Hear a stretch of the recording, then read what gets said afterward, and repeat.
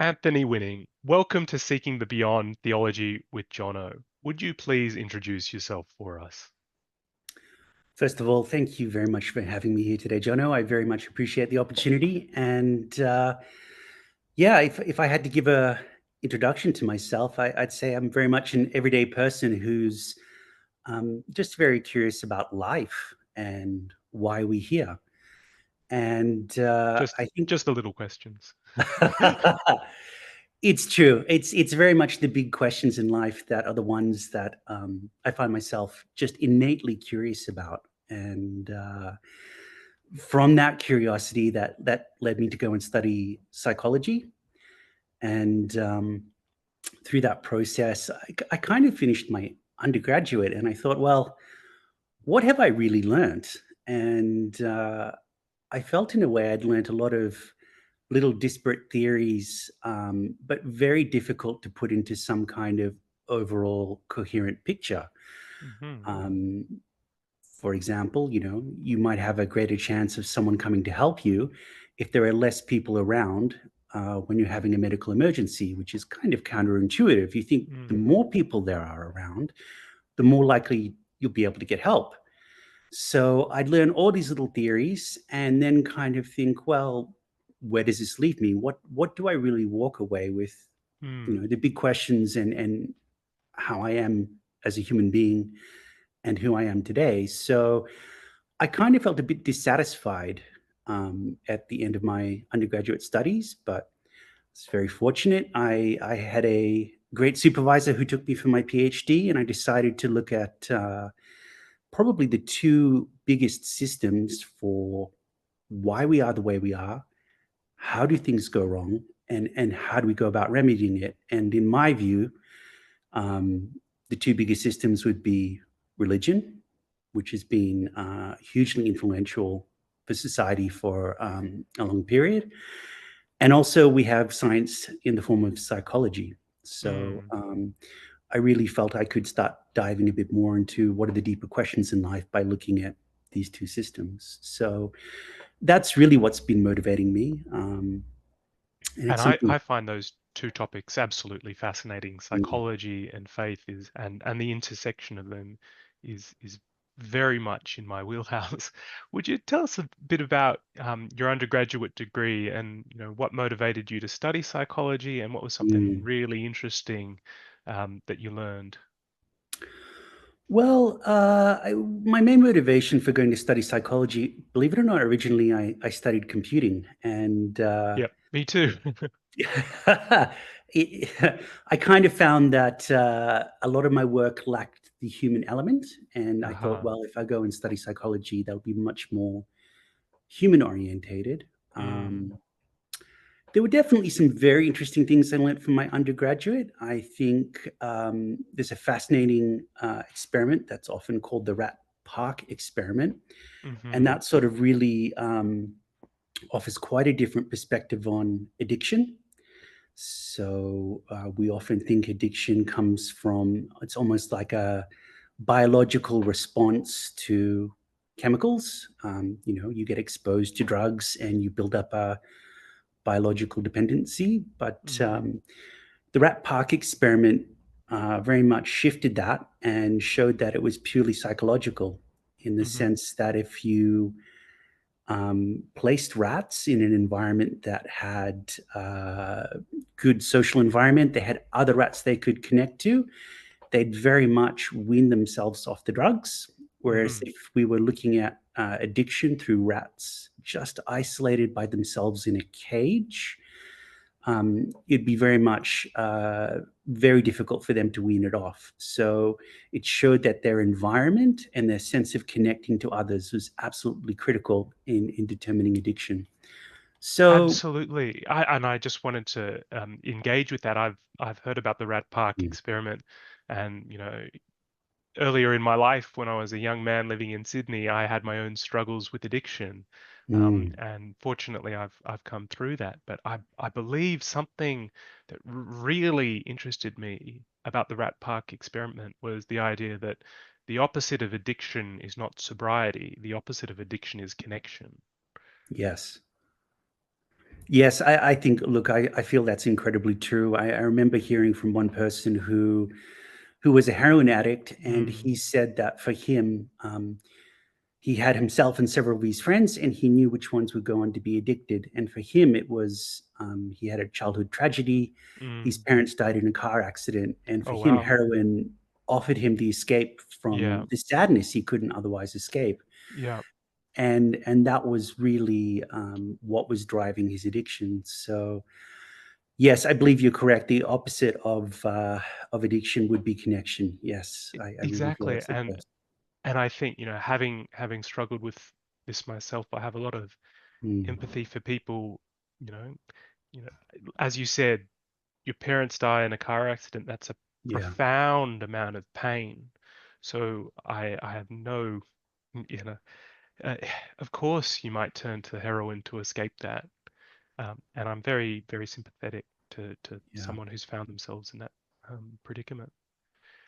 Um, Anthony, could you tell me, how did your spiritual journey begin, and did you Mm. experience a calling at any point? Um, it's an interesting question. I think really I started becoming very curious about life and what is this all about in my early 20s. Hmm. Um, I've kind of been fortunate that I now live with a group of people out in rural New Zealand, and we very much try and look at these things and work on ourselves to hopefully be better kind of people. I'm not always Mm. sure how well I do in this process. Yep. Me Um, neither. yeah, it's I I think one of the main things I can say from looking at religion and psychology is it's not easy to be a better version of ourselves. Mm. It's Mm. it's really tough. I don't think either viewpoints will necessarily tell you it's easy. Um, but yes, and in time that led me to go and study psychology, which I thoroughly enjoyed. Mm. And I really sort of felt when I went back into the corporate world, I wanted to do something that was going to be more engaging and have more depth into it. So I started up my project called Life in Depth as kind of a creative outlet to really sort of share what I've been looking at and thinking about, and to potentially connect with other people who have similar interests Mm. and want to look at similar things. And, you know, Life in Depth, I love that name. Mm, You started looking at, the bigger questions of life. At this mm. early stage, in early 20s, what was your experience, and what did you learn about those big questions at this point? Ooh, that's an interesting question. I'm I'm not sure much. I mean, Mm, I think there's a big gap between information and actually connecting something in your life, and I think mhm, that's a lifelong process, really. Um, just as an idea, it's one thing to hear, there's a thing called reincarnation. It's another thing to go and live your life and change your perspective, mm, from that idea that life continues beyond death. mm, So I really look back on my early 20s, and I don't think, in terms of having these ideas sort of influence me to a certain degree, I don't think it was there. I don't think I really connected much with those ideas. I'd mm, say as time has gone on, I think I've become a bit more aware about myself and how different ideas play out in my life. But mm. definitely, it's something that I don't think ends. I think I've still got a lot more to learn about myself, Yes. and I don't think there's really an end in that process. So. How did some of those ideas play out in your life, just as you grew a little bit older Mm. and more experienced? Your, knowledge of psychology, and computer science. I love computer science. Um, Normally at this point, I would ask a guest if their faith was ever seriously challenged at Mm. some point. But can you think of, a point in your life when your belief system or your perceptions were seriously challenged, some real adversity that you had to face? Um, I think for myself, I think I can say in a bit of a general way, it's been sometimes quite difficult and Mm, painful to yeah. become more self-aware about how you behave or what you do or what the real motivation is for something, and then find yourself repeating that behavior. You know, there's times I Mm, wish I could have been less grumpy, less reactive, more kind towards yeah. people, and you know, I can see family dynamics, for example, where you know, I keep repeating the same patterns despite how much I'd like to dig myself out of it. Yes. And if you stop and you look at it, you think, why am I, you know, being as unkind as I am or not being as Mm-hmm. patient as I should be? I think at times, you know, there's been real times I've stopped and really felt a sense of somewhere between frustration and sadness that it just seems Mm, so hard to change those patterns and really wishing yes. to. So I think they're the parts I find the most difficult in life. I guess it's really acknowledging my own self limitations. And I Yeah. think I find that very, at times, I find it very difficult, no question. Absolutely. And I totally understand what you're saying. I've had patterns of behavior in my life that have been Mm, negative, and I'm asking myself, why do I keep doing this? Why do I keep doing this? mm, And, you know, one of the insights that I've had is that if I want life to change, I have to change. yeah. So I've had the benefit of talking to some really wonderful psychologists who have helped me understand what's going on in here, Mhm, and how to possibly make those changes. Um, and I think I'd love to ask you, as a psychologist, what do you find helpful when somebody wants to change a behavior that they've struggled with for some time? yeah, it's a good question, and I should probably preface this by saying I'm not a practicing psychologist. Ah, I don't give therapy or anything like that, but, sure. from my own experience, Yes, from your own experience. yeah, look, I think we just gotta be really honest with ourselves. I think we need Mm, to just acknowledge, you know, this is what we're doing um this is how we are. yeah. And it's not necessarily going to be an easy answer, you know, Mm, because I think if we could have changed it, we would. So it's probably going to be a process, mm, and I think it's important to just acknowledge to ourselves. It may not always be easy, and we're falling short. And you know, if that's also impacting other people, it's good to talk to them and well, apologize if necessary, or own it, absolutely.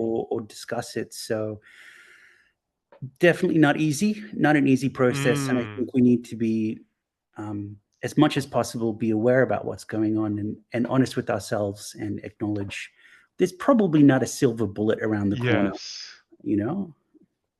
But I found that, amazingly insightful. You're being willing to accept responsibility and realize, okay, it's me who needs to put in some effort to improve on this. Yeah. So I'd love to explore the Mhm. religious side. So, you Mm. obviously have a fascination with the human mind and how it works. Mhm. What have you learned about your observations from faith and religion? I really had quite a massive change in my appreciation for religion through my studies. Hmm. Um, I'm a person who kind of grew up in what you might call a very conventional upbringing. I wouldn't particularly point to religion as being a part of my life, and I think in many ways I'd absorbed the views from, for want of a better word, mainstream society. Of course, there's a lot of exceptions and there's a lot of variety in society, but I guess I kind of had the view that religion might be people trying to comfort themselves with Mm. delusions, and they're not necessarily thinking rationally. Mhm. And actually, that's a very wrong view. It's a Mhm. very oversimplified and, in my view, quite an ignorant view because Mm. um, I think I heard a beautiful quote that a little bit of science will turn you away from religion, a lot of science will turn you the other way back. Mhm. And really, as I started systematically trying to deep dive into these things, I think what people don't realize is, of course, atheism is a possibility, but Mhm. to follow atheism is as much a leap of faith as following anything else. Because at Yeah. the end of the day, the most fundamental questions we don't have answers to. Yep. And if anything, if I was to weigh all the scientific evidence on the scales, you could put a very cohesive argument for science actually supporting religion. Mhm. And I'd love So, to talk about that. That you mm, mentioned a little bit of science will turn you away from faith, a little mm, bit more might turn you back. mm, That's a fascinating prospect because, I studied computer science. I love logic and argument, and mhm, reason. All those things resonate very strongly with me. But I'm mm, also a person of faith, and I've been studying theology, and that approach I found very, very interesting.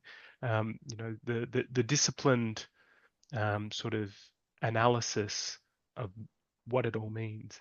And from my point of view, I, you know, I can't I can't prove that God exists. I can't write an equation that says mm, here he is, but I feel like there's something beyond what I can just perceive and that it calls to me. So that's my experience. I'd mm. love to hear a little bit more about yours. Um, let's let's unpack that. What, as you've observed psychology and science, but also people of faith, what connections between those two have you found? That's interesting. Yeah, that's a very interesting question. There's a lot of things that pop into my mind now when you ask that question because there's a lot of strands to unpack. In some ways, they're actually both um, have some similarities because if you think about it, science is meant to be a discipline. And I mean that in the sense that we're not really meant to have our own opinions, but we're meant to look at the data and that gives us the answers. In other words, you might have your own individual opinions, but it's really not relevant. You're following a process. And actually, religion is kind of very much the same thing. You're meant to have some sort of point of greater truth, and kind of your opinion upon it. It's not necessarily relevant. It's a pathway for you to walk. Mm, And it's not up to you to decide whether you think stealing is right or wrong or whatever religion might decide. It's there for you to follow. So, in some ways, there's a lot of overlap in terms of putting oneself aside and kind of devoting themselves to a process. That's mm, my first observation in terms of parallels. Um, I think the critical difference where they diverge um, is all that we can perceive, all that there is, or is there something more? Now, very few scientists, I believe, actually studied the philosophy of science and actually looked at the underlying assumptions which science rests upon. And essentially, if we can't replicate something, if we can't test it, it mm, doesn't really fall under the realm of science. That doesn't mean that it's true or not true. It's just not within the domain of the scientific method. mhm, But the mistake we make as human beings is if science can't find the answer, it has to be false. mhm, Well, that's a very big assumption. That's a very big implicit assumption in a lot of people's thinkings. And I think a lot of society feels that, well, if science can't prove it, it can't be correct. I'd ask the question, what are the set of assumptions you must have for that statement to be true?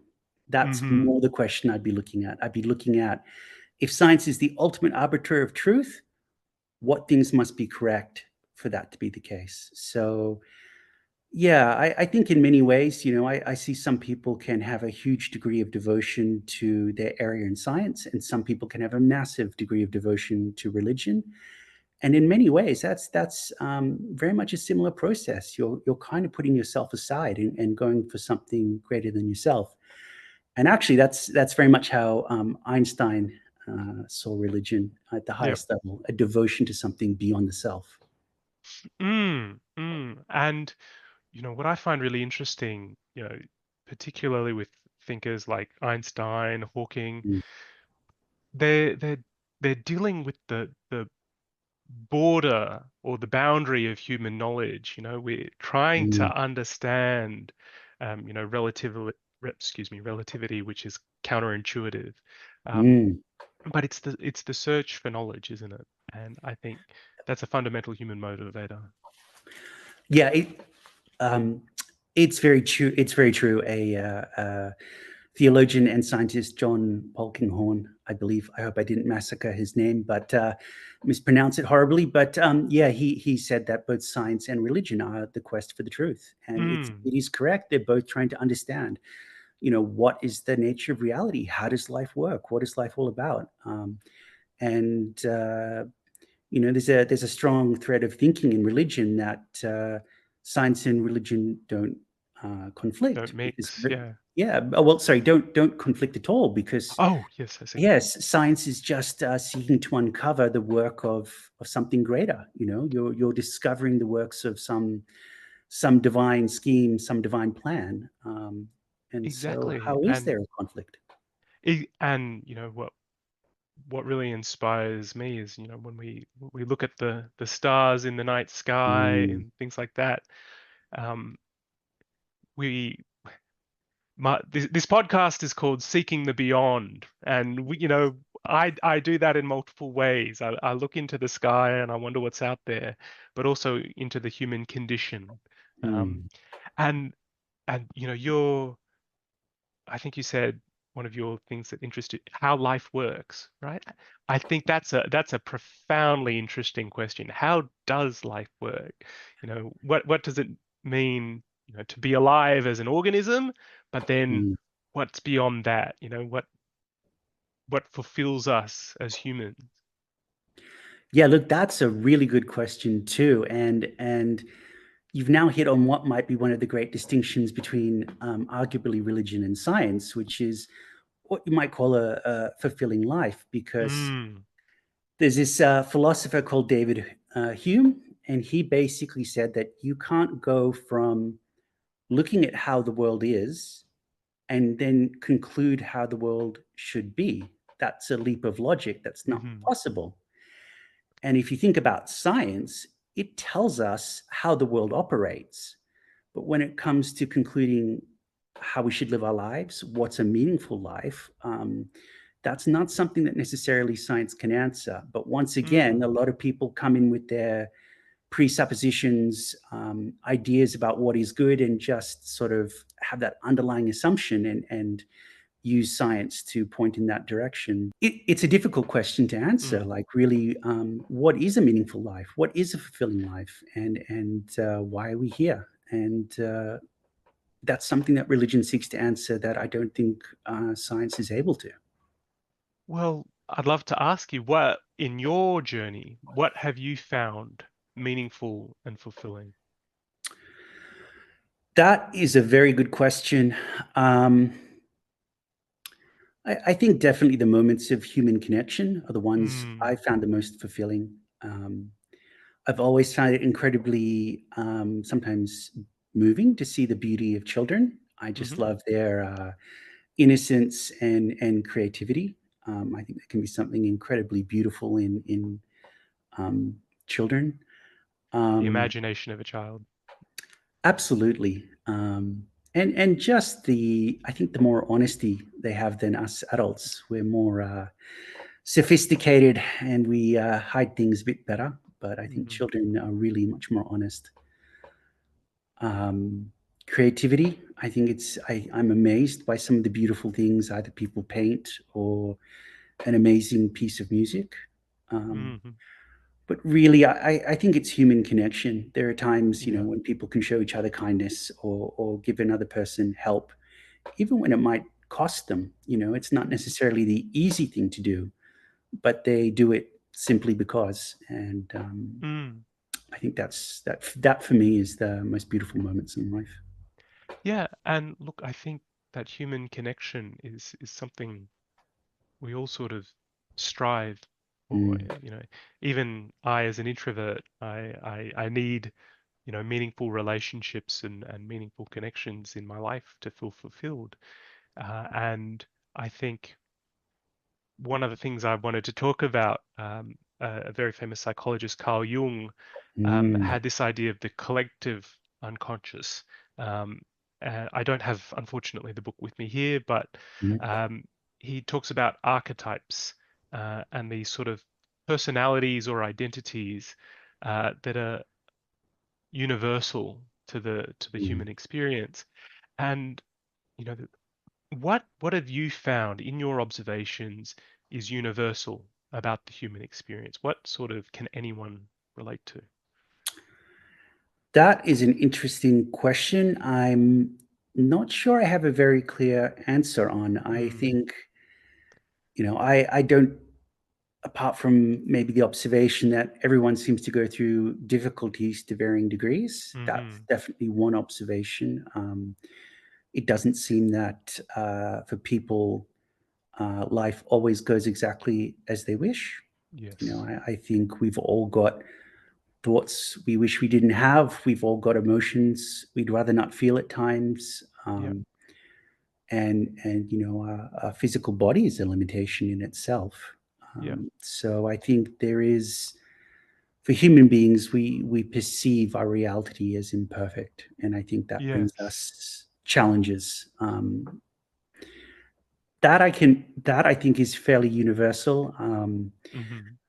Beyond that, I'm not too sure. I mean, what you talk about archetypes in Jung, I think Yeah. holds a lot of weight.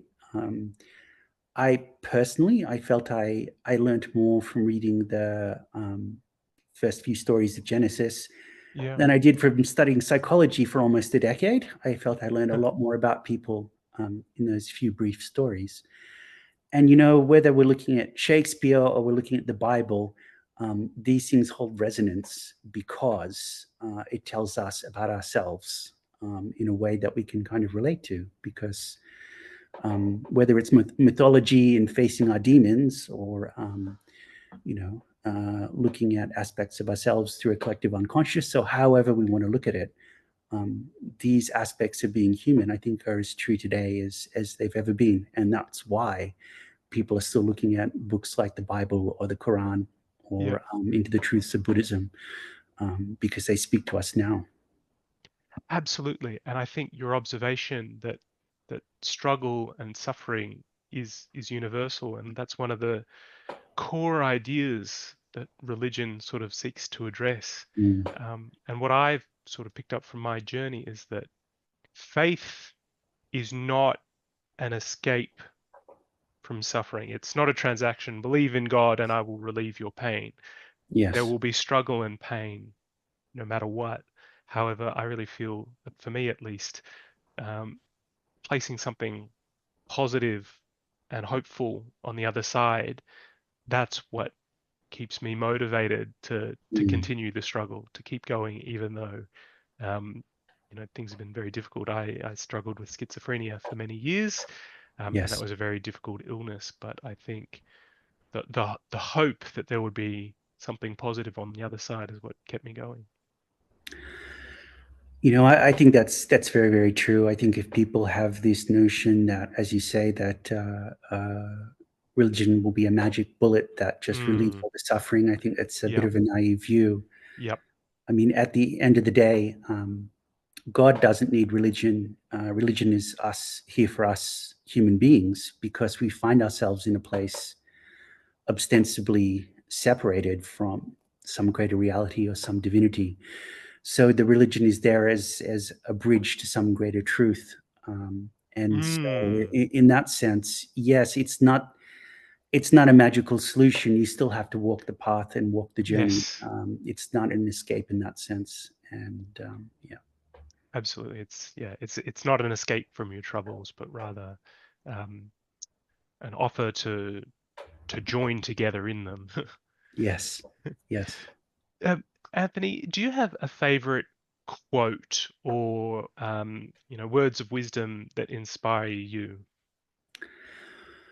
Well, um, one of my very dear friends and someone who I've gotten a lot of learning and inspiration for life, he's often pointed to the passage in the Bible of when Jesus says, God is love and love is God. And I also really like that passage because I think in its simplicity, it kind of keeps it very real. Um, Mm, in the sense of, well, I'm going to wake up tomorrow, I'm going to go about my day, I'm going to interact with people, I'm going to interact with myself as well, um, and really to put it into an everyday sense, the more loving and kind and patient I can be with myself and others, well, that is a very tangible, yes. practical step towards something hopefully greater. So for me, that is very, I think, powerful and approachable.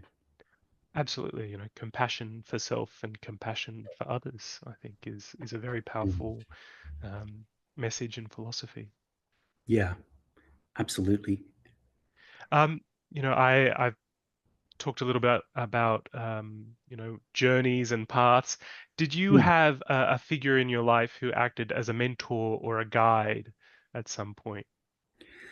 Yeah, absolutely. I'm very fortunate. In my early 20s, Mm.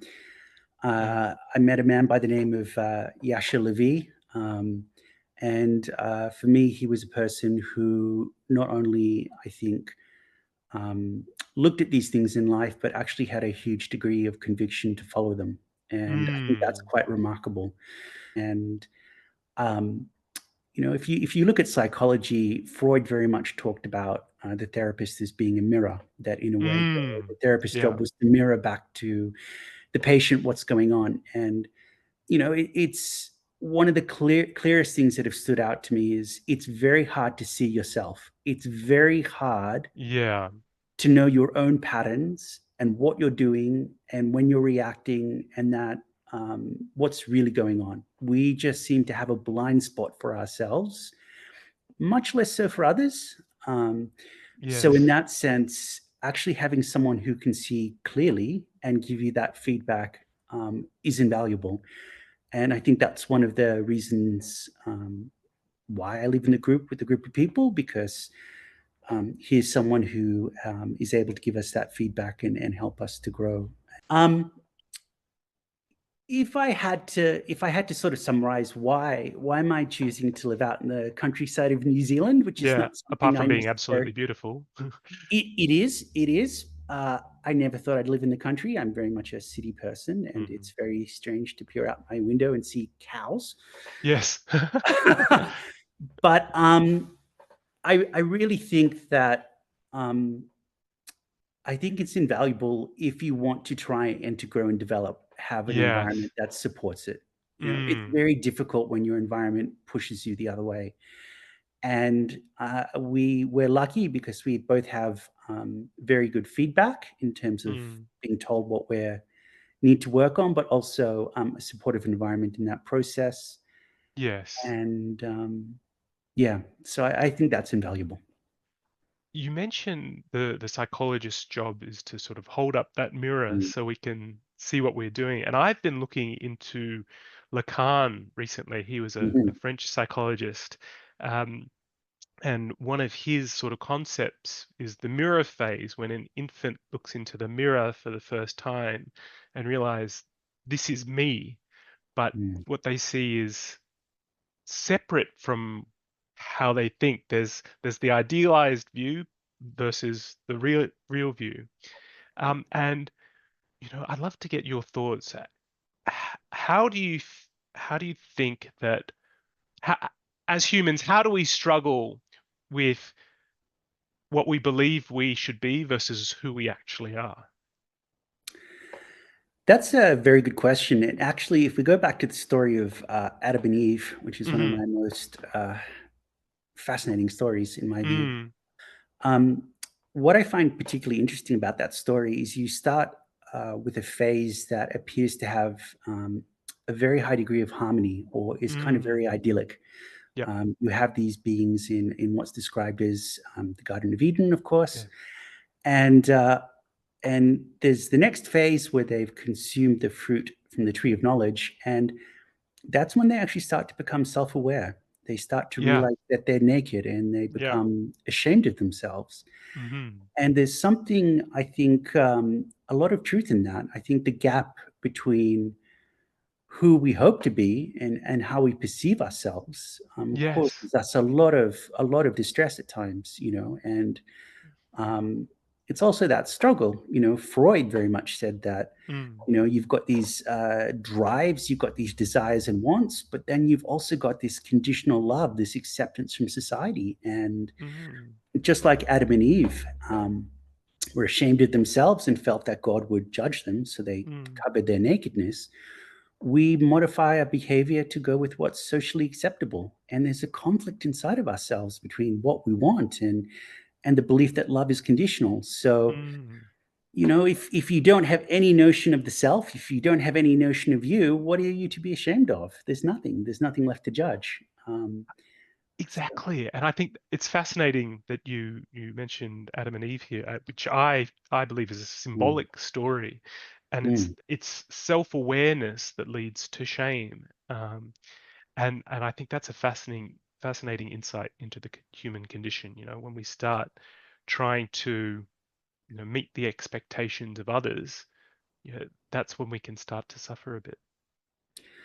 Yes, I think it's very true. We really start to believe that love is something outside of ourselves. Yeah, Um, it's conditional. conditional, Yep. and really that somehow we're going to fall short. We're Mm-hmm. always seeming to operate on that, and it's pretty painful. Um, It is. and look, you can take Buddhism and Hinduism, and they'll tell you that really you're there to release the notion of the self. Yes. Another perspective on it, which also makes a huge amount of sense to me. So, yeah, I really think we get lost in the ideas in our heads, our own judgment of ourselves, and it's not easy. It's not easy when we start realizing, yeah, we are dependent on the world around us and Mm-hmm. for how we feel, and we do feel we need to meet our own expectations and other people's expectations. That's not an easy Mm. thing. Not an easy thing. Finally, Anthony, Mhm. what insights, spiritual or otherwise, have you gained from your journey that you would like to share? Yeah, it's a really good question, but I think what really, at least for me at the moment, because I guess I'm looking at various aspects of Yeah. myself and not necessarily finding it always easy. Um, it really is a process. I really believe Mm. that, and Yeah. it sometimes can be incredibly difficult to change. And I think we need to kind of acknowledge that and hopefully aim to be kinder with ourselves. That's what I'm trying to work on. Yeah. Kind with the self. Yeah, and I think definitely, religion often prohibits certain things, and you can only tell someone not to do something because they want to do it, right? Um, and psychology will also tell you it can be quite a long process to change and to even know yourself well enough to know what you want to change. So I think anyone who really sort of wants to look at these things more deeply and work on themselves. I think it's important to acknowledge it is quite a process, and Hmm. there aren't necessarily simple or quick answers, and to be as kind as we can for ourselves in the process, which I don't always find easy myself, but I think it's an essential ingredient. It's a process. Anthony, where can we find you? What's your call to action for our listeners today? Well, I have been developing a creative outlet for these topics and other things that fascinate me.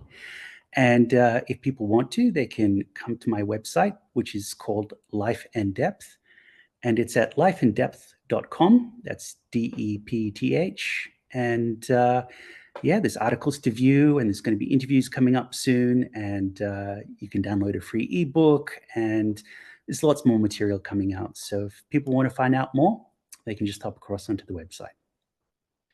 Anthony P. Winning, thank you so much for a fascinating conversation today. Thank you, Jono. Absolute pleasure talking to you, and I wish you very well.